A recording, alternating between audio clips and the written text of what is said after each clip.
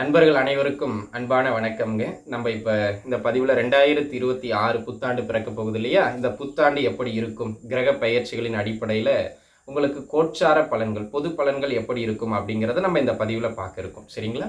நீங்கள் நல்லா புரிஞ்சுக்கிட வேண்டிய ஒரு விஷயம் என்னென்னா, இந்த புரிதலுக்கு பிறகு நீங்கள் இந்த வீடியோ பார்க்குறதா பார்க்க வேண்டாமாங்கிறது நீங்கள் முடிவு எடுத்துக்கிடுங்க. இந்த கோச்சாரம் அப்படிங்கிறது ஒரு 10% பலமானதுங்க, அவ்வளவுதான். அதற்கு மேலே நம்ம என்ன தூக்கி பிடிச்சாலும் சரி, என்ன தரமட்டத்தில் சொன்னாலும் சரி, 10% அவ்வளோதான் அதோடைய பலம். சரிங்களா? இப்போ நம்ம பார்க்க போகிறது அந்த 10% தான். அதற்குட்பட்டு உங்களுக்கு இந்த பொது பலன் இந்த வருடம் எப்படி இருக்கு அப்படிங்கிறத நம்ம பார்க்க இருக்கோம். சரிங்களா? இல்லைங்க, நான் முழுமையாக ஜாதகத்தை பற்றி தெரிஞ்சுக்கணும், வீடு கட்ட போகிறேன், வேலை சம்மந்தமாக முயற்சிக்க போகிறேன், தொழில் பற்றி தெரிஞ்சுக்கிடணும் அப்படின்னு உங்கள் முக்கிய விஷயங்கள் நீங்கள் தெரிஞ்சுக்கணும் அப்படின்னா அது உங்கள் சுய ஜாதகம் தசாபுக்தியை தாங்க பார்க்கணும். அதுக்கு கீழே இருக்கிற எண்ணை தொடர்பு கொண்டு நீங்கள் தனிப்பட்ட ஜாதகங்கள் பார்த்துங்க.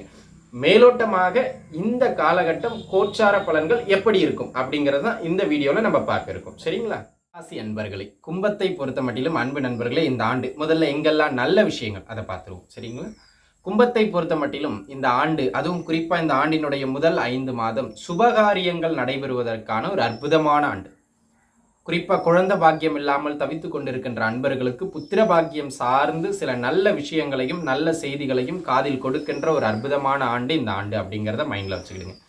அதே போல் அன்பு நண்பர்களே, இந்த ஆண்டை பொறுத்த மட்டிலும் பார்த்துக்கிட்டிங்கன்னா திருமணம் சார்ந்த பேச்சுவார்த்தைகள் இதெல்லாம் நல்லபடியாக சின்ன சின்ன இடர்பாடுகள் இருக்கும், அலைச்சல்கள் இருக்கும், அதெல்லாம் ஓகே. அதெல்லாம் தாண்டி திருமணம் சார்ந்த பேச்சுவார்த்தைகள் உட்பட அனைத்தும் நன்முறையில் முடியக்கூடியது மாதிரியான ஒரு ஆகச்சிறந்த காலகட்டம். அதே போல் ஒரு சிலருக்கு இந்த காதல் வெற்றிகள்லாம் ஏற்படும்.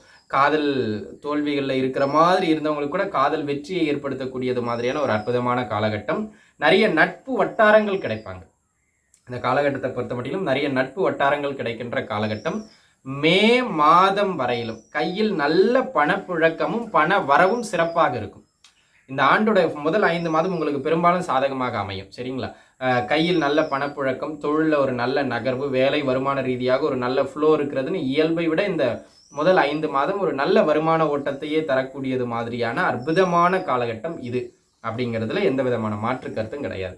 அதே போல் பார்த்தீங்கன்னா, கும்பராசிக்காரங்க நீங்கள் வயதானவங்களா இருக்கீங்கன்னா உங்கள் பிள்ளைகள் இருக்காங்க பாருங்க, அவங்களுடைய வளர்ச்சி இன்னும் சிறப்பாக இருக்கும்.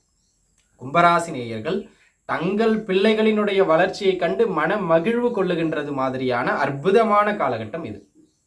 அதில் எந்த விதமான மாற்று கருத்தும் கிடையாது. அதே போல் பார்த்தீங்கன்னா, இந்த காலகட்டம் பெரிய பெரிய இடங்களோட நட்பு வட்டாரங்களுடைய ஒரு நட்பு உறவுகள் கிடைக்கும்.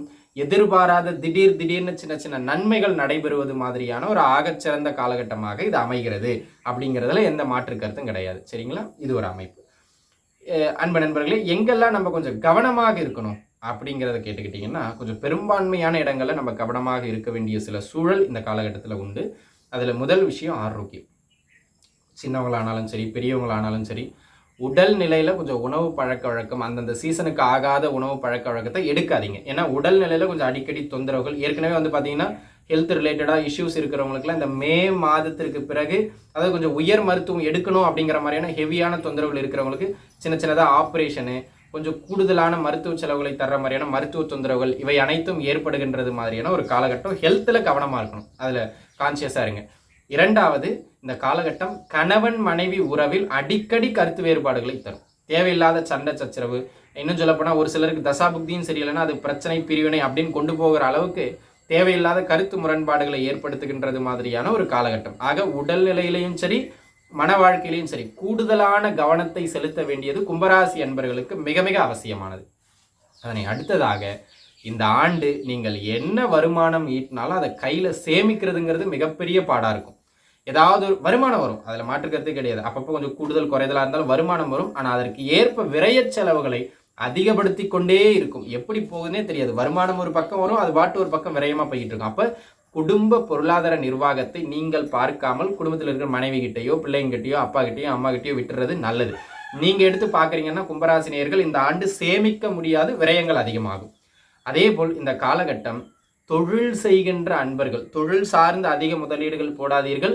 இது ஒரு லிமிட்டுக்குள்ளான பணவரவு, அவ்வளோதானே தவிர பெரிய அபரிமிதமான வளர்ச்சி கிடையாது. தொழில் செய்கின்ற அன்பர்கள் அளவுக்கு அதிகமான முதலீடுகளை உள்ள போடும்போது அதை ரிட்டர்ன் எடுக்க முடியாமல் பொருளாதார ரீதியாக நெருக்கடியோ அல்லது கடன் தொந்தரவோ அப்படி மாட்டிக்கிறதுக்கான வாய்ப்புகள் மிக மிக அதிகம். அதனால் கூடுமான வரையிலும் இருக்கிறத வச்சு தொழிலில் ஓட்டமே தவிர அளவுக்கு அதிகமாக முதலீடு போட்டு அகலக்கால் வச்சிங்கன்னா மாட்டிக்கிடுவீங்க. அதில் கொஞ்சம் கவனமாக இருக்க வேண்டியது அவசியம். அதே போல் யாரை நம்பியும் வாக்குறுதி கொடுக்கறது, கொடுக்கல் வாங்கல் பண்ணுறது, யாருக்கும் ஜவாப் ஜாமீன் கொடுறது, இதெல்லாம் பண்ணவே பண்ணாதீங்க. அதனால் சிக்கல்களை ஏற்படுத்துறதுக்கான வாய்ப்புகள் மிக மிக அதிகம். கவனம் தேவை. சரிங்களா? ஓவராலாகவே கொஞ்சம் எல்லாவற்றிலுமே கவனமாக இருந்துக்கிறது மிக நல்லது. குறிப்பாக மே மாதத்துக்கு பிறகுலேருந்து கொஞ்சம் தொந்தரவுகள் அதிகரிக்கும், பார்த்துருக்கணும். சரிங்களா? பொருளாதாரம், தொழில், ஆரோக்கியம் அனைத்திலுமே. அப்போ அன்பு நண்பர்களே, இப்போ நம்ம பார்த்தது எல்லாமே ஏற்கனவே முன்பு சொன்ன மாதிரி பொது பலன்.